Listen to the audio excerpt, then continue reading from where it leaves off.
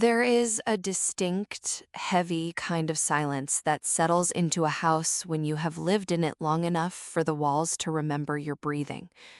I sit here tonight in the quiet of my living room, watching the pale embers fade inside a granite fireplace. This house sits on a quiet, tree-lined acre in the suburbs of Boston, valued at over $1.2 million on paper, but no appraisal can measure what it truly is. My late husband, Robert, and I built these very walls with our own raw hands 45 years ago, hammering every beam together when there was nothing here except overgrown grass and a shared dream. My name is Martha. I am 72 years old, and tonight my hands are shaking as I hold a tarnished silver frame. Inside that frame is the only piece of my youth and my heart that survived the decades, our wedding portrait. It was taken on a brilliant autumn afternoon, long before wrinkles carved canyons into my face, and long before Robert lost his 3-year war with lung cancer. 35 years of absolute, unbroken devotion captured in a single snapshot. Whenever the world outside feels too cold, I trace the silver edge of that frame and remember how it felt to be completely, safely loved. In this house, I am rarely alone with those memories. Usually, sitting cross-legged right here on the worn hardwood floor beside my armchair is my 14-year-old grandson, Leo. Leo has his grandfather's quiet, observant eyes that look deeper into things than most boys his age. He loves this room, and he loves the stories stitched into the timber overhead. Whenever the afternoon light dips low, he will point a small finger at the silver frame and ask me the same question he has asked 100 times before. "Grandma, did Grandpa really cut every single floorboard himself?" he would whisper, his voice full of a child's pure wonder. And every time I would smile, run my fingers through his dark hair, and tell him how Robert spent weeks measuring and sanding every inch of this floor so our family would always have a place that couldn't be shaken. That photograph wasn't just glass and paper to Leo. It was his only tangible bridge to the grandfather he was born 2 years too late to meet. It was the anchor of our home. Until tonight. The heavy front door of the house doesn't just open, it slams against the inner wall with a violent, jarring crack that echoes through the halls, instantly shattering the warmth of the room. The illusion of safety dissolves in a single second. My son, Thomas, steps into the entryway. At 43, he is a senior software engineer whose brilliant mind can solve complex architecture on a glowing monitor, yet he looks utterly defeated by the architecture of his own life. His shoulders are permanently slumped, his eyes carrying the exhausted glaze of a man walking across a minefield every single day. Right behind him is Claire. Claire is 39, working as a high-powered corporate financial manager. She is a woman whose presence in a room always feels sharp, cold, and transactional, like a pair of freshly pressed scissors cutting through silk. From the very first day Thomas brought her across this threshold 8 years ago, Clara never saw a home. She saw an outdated asset. She despised the crown moldings, she hated the history in the hallways, and above all, she resented the quiet ghost of Robert that she felt lingering in every corner, blocking her total dominion over her husband. Without even bothering to take off her designer coat, Claire stomps her heels, leaving dry mud directly on Robert's handcrafted oak floorboards. She crosses her arms, her sharp eyes scanning the living room with an expression of open disgust. "I still cannot believe you refuse to modernize this depressing cave, Thomas. It smells like old dust and forgotten decades. The market in this zip code is exploding right now. If we gut this entire archaic structure, rip out this massive stone fireplace, and flip the property, we could easily pull in double its current value. We are living like paupers sitting on a gold mine." Leo instinctively shrinks back against my armchair, pulling his knees to his chest. He doesn't say a word, but his small shoulders hunch forward defensively. He hates when she talks about the house like it's just a commodity to be traded away. Thomas closes his eyes for a brief second, rubbing the bridge of his nose in exhaustion. He tries in his tired, quiet way to keep the peace. Claire, please, we just walked through the door. Can we not do this tonight? My father built this place. It stays the way it is. Claire scoffs, a bitter, dismissive sound that lacks an ounce of warmth. She paces across the room, her sharp heels clicking a relentless rhythm against the floor, until she stops dead in her tracks, directly in front of the stone mantelpiece. Her eyes lock onto the silver frame, holding my wedding portrait. Her upper lip curls into a cold, contemptuous sneer. That right there, Claire spits out, pointing a manicured finger directly at the glass, her voice rising in pitch. That is the exact root of the problem, Thomas. That morbid shrine. It has been over a decade since your father died, yet every time I walk into this room, I feel like I am being audited by a ghost. You aren't fully present in your own marriage because you're still living in your parents' past. Well, I am the mistress of this house now, and I am sick of looking at it. My heart gives a heavy, painful thud against my ribs, my knuckles turning completely white as I tighten my grip around the silver frame. Thomas steps forward, his voice finally carrying a rare edge of firmness. Claire, leave it alone. That is my mother and father's picture. It stays right where it is. There is no harm in it. Claire turns around, her face flushing with an ugly, sudden rage, her eyes narrowing into slits. The harm is that you are weak, Thomas. You let sentimentality rule your life while I am trying to build a future. I've had enough of living in a museum dedicated to people who don't even exist anymore. Before anyone can react, before Thomas can take another step forward to block her, Claire moves with a sudden, malicious speed. She reaches out, her cold fingers wrapping violently around the silver frame, ripping it away from the mantelpiece with a sharp screech of metal against stone. I sit frozen in my armchair, my breath trapped in my throat, watching a nightmare unfold in agonizing slow motion. Claire looks directly down at my face trapped behind the glass, her smile cruel and triumphant. "It's time to let the dead stay dead, Martha," she says coldly. And then, without a single flicker of hesitation, without a second thought to what 45 years meant to the family she married into, Claire turns around and hurls my wedding portrait straight into the roaring, hungry flames of the fireplace. The heavy silence in the living room didn't last. Claire's face twisted into an expression of sheer contempt as Thomas ignored her and turned away, refusing to engage with her venom.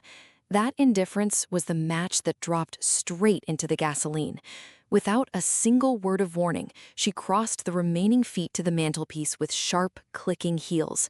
Before anyone could blink, her manicured fingers hooked behind the silver frame, ripping it away from the wall with a sharp wrench. She tore my wedding portrait, the only physical proof that Robert and I had ever built a life together, out from behind the glass. My breath caught permanently in my throat. At 72, the sudden shock hit my chest like a physical blow, locking my vocal cords so tight I couldn't even scream. My old body froze, utterly paralyzed by the sheer malice unfolding right before my eyes. Before I could even register the motion, Claire turned toward the blazing granite fireplace and hurled the photograph straight into the heart of the open flames. The roar of the fire swallowed the initial second, and then a sound echoed through the room that tore right through my soul, a gut-wrenching, primal shriek of pure terror and grief. "Nana, no!" It was Leo, my 14-year-old grandson, who had spent countless quiet afternoons tracing the edges of that exact frame, watched his grandmother's face curl and blacken instantly in the orange fire. Before Thomas or I could move a muscle, before human reflexes could even kick in, Leo lunged forward like a streak of lightning. He didn't run away from the danger, he dove straight into it. He threw his small body right at the hearth, thrusting his bare hand straight into the dancing flames to snatch the picture back from the ash. A sickening, horrifying hiss filled the air, instantly followed by the sharp, acrid stench of burning human flesh. Leo let out a blood-curdling scream, yanking his hand back as the heat repelled him.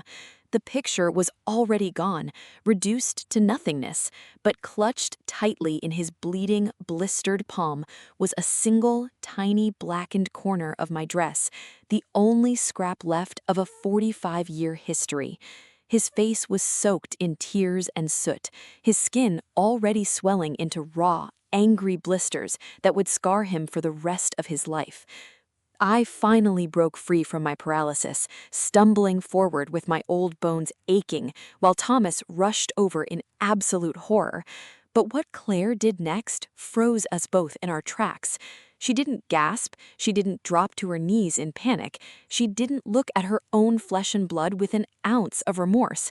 Instead, she just rolled her eyes, let out a loud, dramatic sigh of pure annoyance, and looked down at her crying, severely injured son with icy disdain.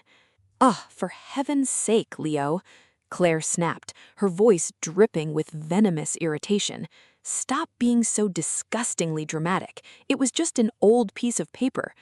That single sentence, cold, hollow, and completely devoid of maternal instinct, was the final breaking point. The invisible rubber band that Thomas had stretched to its absolute limit for years finally snapped with a force that shook the foundations of the house. The quiet, long-suffering man my son had been died right in that exact second. Without uttering a single threat, fueled by a terrifying primal fury, Thomas turned on his heel and struck his wife across the face with the back of his hand with a heavy, cracking impact. Claire stumbled backward, catching her hip against the edge of the sofa, her eyes blown wide with total disbelief and shock as she clutched her red cheek. It was the first time in his life my son had ever raised a hand against a woman, but looking at his face, there was no shame, only a dark, protective rage. "Get out of my sight," Thomas growled, his voice dropping into a terrifying, lethal register that I had never heard come from my son before. He didn't wait for her to recover her balance. In one fluid motion, Thomas scooped Leo up into his arms, carefully shielding the boy's horribly burned, trembling hand against his chest. "Dad, keep watch. I'm taking him straight to Massachusetts General Hospital right now," Thomas shouted over his shoulder, his voice shaking with adrenaline as he bolted out the front door into the night.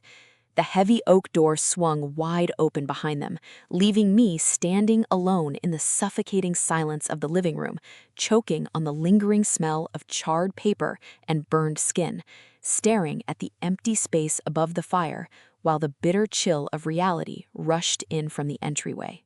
The front door clicked shut as Thomas rushed away into the night with Leo, leaving behind a heavy, suffocating vacuum in the house. I stood frozen near the empty fireplace, my bones aching with a sorrowful chill. But the quiet didn't last. The moment Thomas's car vanished down the driveway, Claire's frustrated mask shattered completely, dropping away to reveal something far more venomous beneath. She didn't drop her head in remorse for the child bleeding in the hospital. Instead, she spun around to face me, her eyes blazing with an unhinged, predatory fury. All polite pretense was gone. She looked at me with raw, calculated hatred, pointing a sharp finger straight at my chest. "This is entirely your fault, you stubborn old parasite," Claire hissed, her voice sharp enough to draw blood. "If you had just let me throw that stupid piece of trash away weeks ago, none of this mess would have happened." I couldn't even find the breath to argue. The sheer audacity of her words left me stunned. She blamed me, she blamed Robert's memory, and she even blamed her own bleeding son for ruining her evening. Before I could move, her hands lashed out with surprising strength. She grabbed my arm, her nails digging painfully into my skin, and shoved me backward down the dim hallway. My old legs stumbled over the hardwood, my back crashing hard against the wall as she drove me relentlessly toward the back of the house, straight to the old guest storage room at the end of the corridor. It was a narrow, windowless room filled with forgotten cardboard boxes, secured by a heavy mechanical keypad lock on the outside frame. "You love living in the past so much, Martha?" Claire spat out with a cruel, mocking laugh, shoving me violently across the threshold into the dark interior. "Then you can sit right here and rot in it." Before I could regain my footing, she slammed the heavy wooden door shut. A sharp, mechanical click echoed through the frame. She punched the digital combination code into the exterior keypad, locking me securely inside. I was officially a prisoner in the very home I helped build. The room was pitch black, except for a thin sliver of light cutting under the door. My heart pounded against my ribs, but fear quickly gave way to a sharp survival instinct. I pressed my back against the inner wall, listening closely. I heard her sharp heels pacing back and forth, followed immediately by the tapping of a phone screen. She was making a call. Her voice drifted under the gap in the door, cold, hurried, and entirely devoid of human warmth.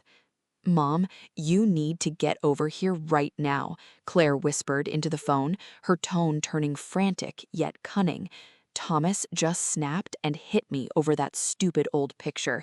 He took the boy to the hospital. Yes, I locked the old woman in the back storage room. She's a liability now, and we need to fix this before Thomas gets back. Get over here immediately." She was calling her mother, Margaret, a ruthless, predatory real estate speculator who had spent decades manipulating property titles. The mother-daughter duo was a force of unadulterated greed. I pressed my ear directly against the cold wood of the door, holding my breath as I listened to the next steps of their diabolical blueprint unfolding. A car door slammed outside a little while later, followed by the clacking of heavy heels entering the foyer. Margaret had arrived. Muffled conspiratorial whispers echoed down the hall, growing closer until they stood right outside my door. "Listen to me very carefully," Margaret's gravelly, calculating voice instructed her daughter. "When Thomas comes back from the hospital, we flip the narrative completely. We tell the police and the medical staff that the old woman's dementia has reached a violent peak.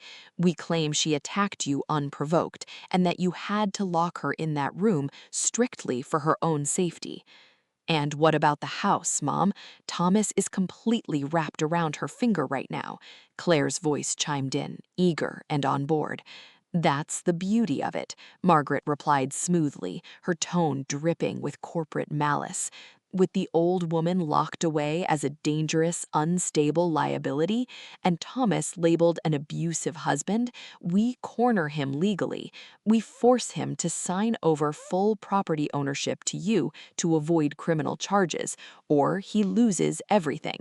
He chooses between his ruined family or handing over the deed.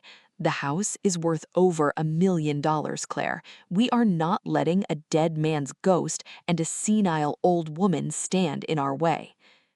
Crouched in the dark, my blood ran ice cold. They were engineering a calculated legal trap to frame me, destroy my son, and steal the very foundation of our lives. But they had no idea that I was already looking for a way to fight back. The heavy wooden door clicked shut, sealing me inside a windowless, pitch-black tomb filled with forgotten boxes and the suffocating smell of ancient dust.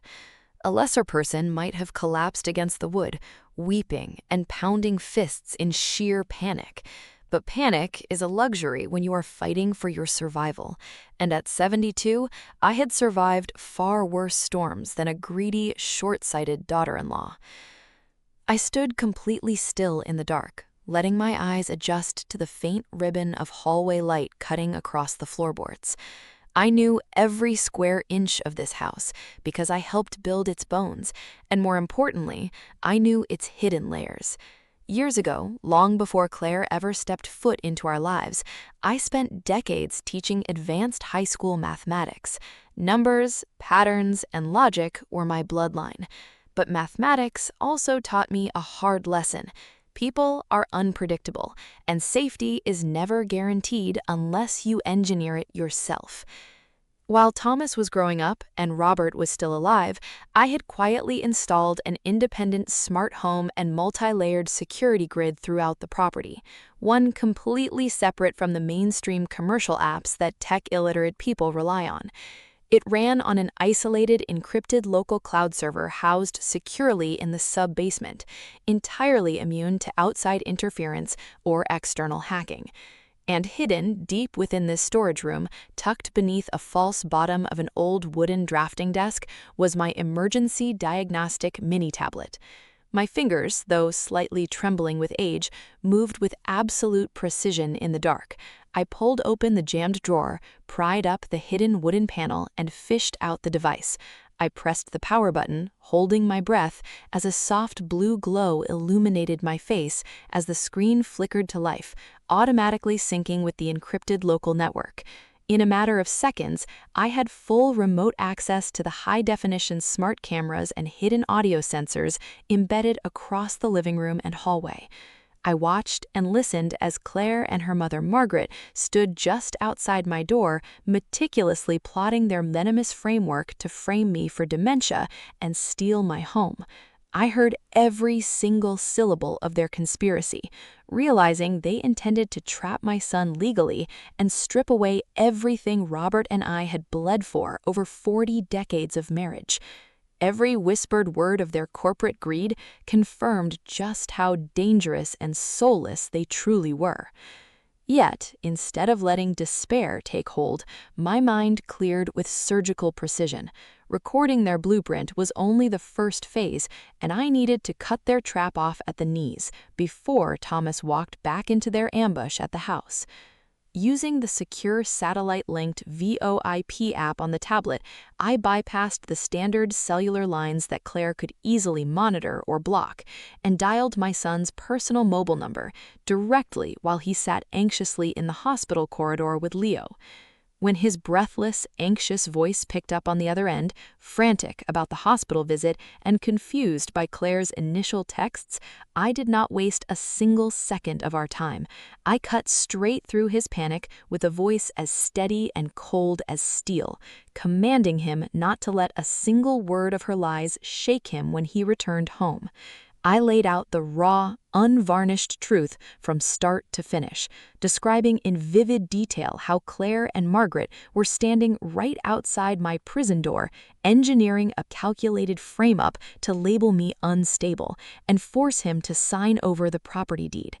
A heavy, suffocating silence hung over the line as the brutal weight of the betrayal crashed down on my son, completely burning away his exhaustion and replacing it with a cold, righteous fury. He let out a single, lethal breath of disbelief before vowing to end their manipulation tonight. Instead of letting him charge in blind like they wanted, I guided his next moves with absolute tactical precision, instructing him to bypass local emotional reactions entirely. I ordered him to call the Boston Police Department directly for a domestic conspiracy and false imprisonment in progress, and simultaneously contact our family attorney, Arthur Sterling, to meet him at the front gate with the official title deeds. He agreed instantly, promising that help was already mobilizing across the city to dismantle their wicked scheme once and for all. The line clicked dead, leaving me alone in the dark once more, with my thoughts echoing in the quiet space. I slipped the mini tablet back into my pocket, leaned my back against the cool wall, and let out a long, steady breath. The trap had been set by experts in greed, But as I stood there in the silence, I knew it wasn't my family that was about to be buried in the ash. Before the sharp echoes of my phone call to Thomas could even settle into the quiet, suffocating dark of the storage room, the crisp evening air outside was suddenly shattered by the wailing, high-pitched sirens of Boston police cruisers tearing up our driveway. The brilliant, pulsing blue and red flashing lights cut straight through the dusty window panes, casting long, frantic streaks across the rough walls like prison bars in the night. Up until that exact second, Claire and Margaret had been operating under the arrogant, unshakable assumption that they held all the winning cards, completely blind to the inescapable trap closing in around them from all sides. But the moment those heavy tires crunched onto the gravel and car doors slammed shut in rapid succession outside, I heard the sudden, desperate scramble right outside my heavy wooden door. With the practiced grace of professional con artists, both women executed an instantaneous, chilling transformation into their backup persona, the helpless, terrorized victims of a dangerous, unhinged madwoman. I stood silently in the pitch black, listening intently through the smart home audio feed as Claire's breathing turned ragged and panicked. Her voice instantly dropped an octave into a theatrical, shuddering sob designed to melt the heart of any arriving authority. Heavy, purposeful boots echoed across the polished hardwood floors of the hallway as the uniformed officers entered the house, demanding immediate order and shouting out their presence to secure the premises safely and efficiently right away. Through the hidden audio sensor, I could hear Claire rushing forward to meet them, her voice cracking with manufactured terror as she sobbed out her carefully rehearsed poison. She was crying out, playing the ultimate card of deception while clutching her bruised face, the physical souvenir of Thomas's earlier rage, and spinning a web of pure, unadulterated malice. She wailed hysterically to the officers that I had suddenly lost my mind, plunging into a violent, psychotic fit of dementia where she claimed I had attacked her completely unprovoked, forcing them to lock me inside the storage room purely to save their own lives from a deranged senior. And with chilling cruelty, she added that my son Thomas had become completely unhinged under my toxic influence, turning into a dangerous domestic abuser who beat his own wife to protect a demented mother. It was a masterclass in psychological manipulation, delivered with the kind of slick, tear-soaked performance that only a true predator could muster in a high-stakes crisis. Every exaggerated sob and trembling syllable was meticulously calculated to manipulate the badge and gun into doing her dirty work before the actual truth could surface. She acted the part of a terrified, battered wife pushed to her absolute breaking point by a tyrannical family. Right behind the officers, Thomas strode into the living room, his face etched with a terrifying frozen calm that completely unsettled Claire, who had expected him to crawl back in pathetic defeat. He didn't yell or scream, he just stared at his wife with a cold, dead-eyed fury that made the air in the room drop 10 degrees. When Claire stammered out a fake, trembling plea for him to calm down and understand, Thomas cut straight through her crocodile tears with a single razor-sharp sentence that hit her like physical shrapnel. Save the waterworks for the judge, Claire. The performance is over. The sheer iciness in his tone stopped her weeping dead in its tracks, the triumphant smirk she had tried to hide behind her hands momentarily faltering into pure panic. The senior police officer, looking stern and thoroughly unimpressed by the melodrama, ignored the bickering and turned his attention straight to the heavy storage room door. His voice boomed down the narrow corridor, ordering whoever locked the deadbolt to step aside immediately and unlock the door under federal obstruction laws.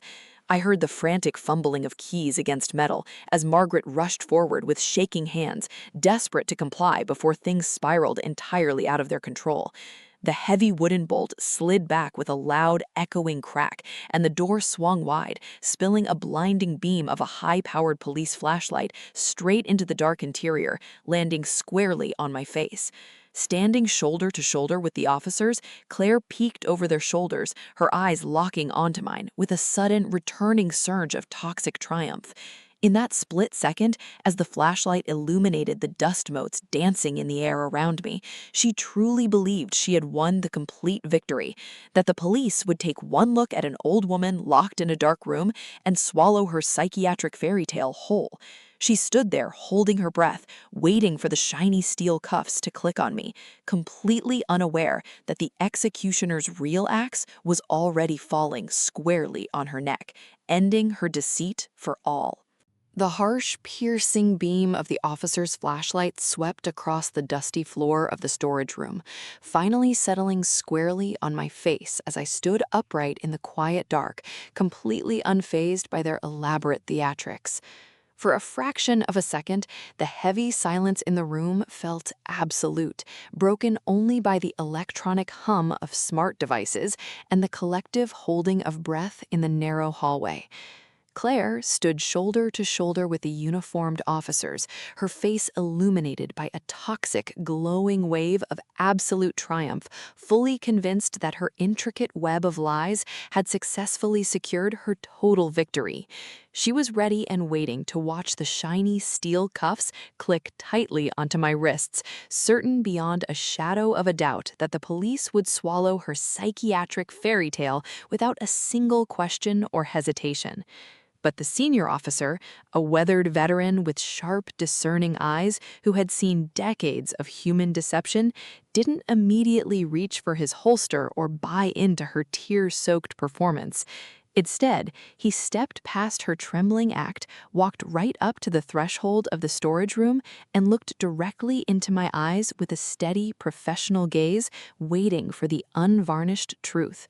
He asked me to explain what was actually happening here, giving me the exact opening I had been quietly preparing for throughout the entire evening. I didn't yell, I didn't cry, and I didn't waste a single breath arguing back and forth with the venomous accusations still dripping from Claire's trembling lips. With deliberate, unhurried calm, I reached into the deep pocket of my cardigan, pulled out my personal tablet computer, and handed it directly over to the officer's outstretched hand. On the screen sat a secure, password-protected file containing a clean, synchronized multi-channel recording extracted straight from the hidden smart home security cameras strategically placed throughout our living room and main hallway over the past 2 hours. The senior officer tapped the screen, sliding his thumb to hit play, and the built-in speaker of the tablet immediately came alive, broadcasting crystal clear audio and crisp video directly into the quiet space. The twist exploded across the room like a physical shockwave, shattering the tense air instantly and ripping away every layer of deception they had built over months of meticulous planning. Out of the small tablet speaker, Claire's voice, sharp, cold, and utterly venomous, recounted every single detail of their calculated conspiracy. The audio captured her gloating laughter and chilling words as she and Margaret mapped out their entire plot to frame me for fabricated dementia, orchestrate a fake domestic violence scandal, and systematically bleed our family dry of every cent we possessed. Every single sentence they had spoken while they thought nobody was listening filled the room, detailing their cold-blooded plan to seize absolute legal ownership of our $1,200,000 home and forcibly dump me into a substandard nursing home facility to rot away in silence. There was no room for misinterpretation, no way to twist the narrative, and no excuse left to hide behind. The entire dark, premeditated conspiracy was laid completely bare under the harsh light of undeniable proof. The moment those damning words echoed off the walls, the atmosphere in the hallway shifted with terrifying speed and finality, leaving no doubt about who the true victim and the true criminal were in this sickening game. Claire's face, which had been glowing with smug arrogance just seconds before, drained of every last drop of color until she looked like a walking ghost, her smug smile instantly melting into sheer, unadulterated terror. Her knees buckled slightly under her own weight, and she instinctively took 2 stumbling steps backward, desperately trying to find a solid wall to lean against as the cold realization of total ruin crashed down on her. Beside her, Margaret stood completely paralyzed, her jaw hanging open in a silent, gaping shock as she stared blankly at the tablet screen, realizing their golden trap had completely inverted to swallow them whole. Thomas didn't say a single word. He just stood there with a cold, unforgiving look, watching them drown in the wreckage of their own greed, while the officers listened to every incriminating second of their downfall. The absolute silence that followed was deafening, signaling the definitive end of their malicious game, and marking the exact moment the tables were permanently turned against them, leaving them completely exposed before the law. Every single calculated lie they had manufactured had finally blown up right in their faces. As the last echo of their voices faded into the quiet hallway, the reality of what they had done hung heavily in the air, sealing their fate forever. The heavy silence that followed the final second of audio wasn't silence anymore. It was the suffocating, deafening sound of a trap snapping completely shut on a den of foxes. The senior officer didn't hesitate for even a single heartbeat after the recording stopped rolling on the tablet screen. The polite, accommodating warmth in his posture vanished instantly, replaced by the rigid, unflinching authority of the law. With a sharp flick of his hand, he completely threw out Claire's fabricated statements, officially dismissing her hysterical tears and fake psychiatric claims as the cheap theatrics they truly were. Before either Claire or Margaret could even draw another breath to launch into a fresh wave of screaming and finger-pointing, the metallic click of cold steel rang out sharply in the narrow hallway. The shiny silver cuffs locked tightly around Claire's wrists first, biting sharply into her skin, followed immediately by a second pair snapping shut onto Margaret's trembling hands. Claire let out a shrill, piercing shriek of absolute disbelief, fighting wildly against the grips of the uniform officers who didn't give an inch of ground. "You can't do this! Do you know who I am? This is a mistake! Thomas, tell them it's a mistake!" Claire shrieked, her voice cracking under the sudden weight of total panic. "No, Claire, the only mistake was trusting you," Thomas replied quietly, his words cutting through her hysteria like a razor blade. The formal reading of the Miranda rights echoed off the wallpapered walls, cold and mechanical, cutting straight through their desperate, frantic protests. They weren't being treated like grieving family members or worried daughters anymore. They were criminal suspects caught completely red-handed in a calculated, premeditated conspiracy. Within minutes, they were hauled out of the house in handcuffs and pushed into the back of separate patrol cars, facing a terrifying wall of severe felony charges under state Massachusetts law. The charges hit them like a falling mountain: false imprisonment, elder financial abuse, witness tampering, and child endangerment stemming directly from the terrifying hospital incident involving little Leo's burned arm and the vicious photo framing. The machinery of justice didn't stall for a single second after that unforgettable night. The digital evidence, clean, pristine, and legally airtight, moved swiftly from the precinct straight to the state district court in Massachusetts, transforming instantly into the ultimate, unbeatable weapon of absolute truth. Thomas didn't waste months tangled in a bitter, drawn-out legal war either. Armed with the smart home recordings and the airtight police reports, his divorce attorney filed for a unilateral, fault-based divorce that cut through the legal system with record-breaking speed.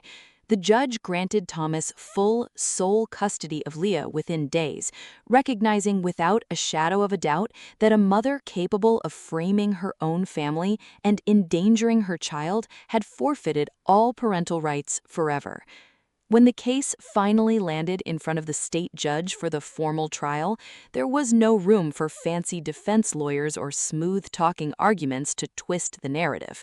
The audio recordings played inside the courtroom like a heavy hammer striking an anvil, destroying every single lie Claire tried to whisper to her defense attorney. Claire and her mother sat side by side at the defendant's table, pale and shivering in the harsh courtroom lights, realizing far too late that their unbridled greed had signed away their freedom. They faced severe, multi-year prison sentences for elder abuse, fraud, and conspiracy, with zero possibility of probation or bail to save them from the consequences of their actions. As the heavy courtroom doors closed behind them and they were led away to the holding cells, the nightmare finally ended, leaving us with a hard-earned, unbreakable peace that nothing could ever shatter. The house no longer echoed with poison and suspicion, but stood strong and secure, a testament to the truth that always wins against the darkest deceptions. Looking back at how close we came to total destruction, I knew that vigilance was the price of survival in a world driven by greed and deceit. Every single lie they told had turned into a heavy shackle around their own ankles, proving once and for all that darkness cannot withstand the dawn of unvarnished truth. The gavel came down with a finality that echoed across the entire legal system, wiping away months of calculated torment in a single stroke. We walked out of that courthouse into the warm afternoon sunlight, knowing the battle was truly over and our lives were finally our own again, anchored by the resilience of an unbroken family. The bitter cold of winter had finally given way to a bright, enduring spring, washing away every trace of the nightmare they had tried to build around us. Standing together under the open sky, we finally understood that justice, though sometimes slow, is absolute when the truth is allowed to speak for itself. There are scars left behind from any deep betrayal, but they serve as permanent reminders of how light ultimately defeats darkness, leading us towards a future built on genuine trust and unwavering love. The house fell back into its familiar quiet, but the heavy, haunting shadows were completely gone for good, leaving behind a pristine and welcoming atmosphere. The oppressive weight that used to choke every room had finally dissolved, replaced by a deep, steady calm that reached into every single corner. The air no longer smelled of old smoke and buried resentment, but carried the clean, comforting sense of cedarwood, quiet mornings, and a fresh slate. On the back of young Leo's hand, the burn scar was finally fading into a smooth, silver line. It was no longer a mark of the terrifying night the world almost fell apart around us. Instead, it had quietly transformed into something sacred, a badge of survival, a reminder of a brave little boy who stood his ground, and the unbreakable bond holding this family together through the worst of storms. Late that evening, the three of us gathered closely around the newly repaired fireplace to enjoy the first truly peaceful night under our roof. Thomas had spent the entire week meticulously restoring the stone frame with his own hands, and now a gentle, steady fire crackled inside it, casting a warm orange glow across the polished living room floor. Leo sat right beside his father, quietly sipping a mug of warm milk, while Thomas rested a protective, grounding hand on his son's shoulder. Right above the granite mantelpiece hung the centerpiece of our renewed home, catching the warm light of the hearth. It was a newly enlarged high-definition portrait, carefully reconstructed from an old digital backup file we thought we had lost forever in the chaos. In the frame, the past smiled back at us, untouched by the malice of the fire, restored to its rightful, proud place above the stone. I looked across the room at my son and my grandson, watching the firelight dance softly in their eyes, and felt a quiet, profound smile touch my lips. The fire had taken the physical walls, the old papers, and the ghosts of an exhausting, vicious past, but it could never touch the heart of what truly mattered.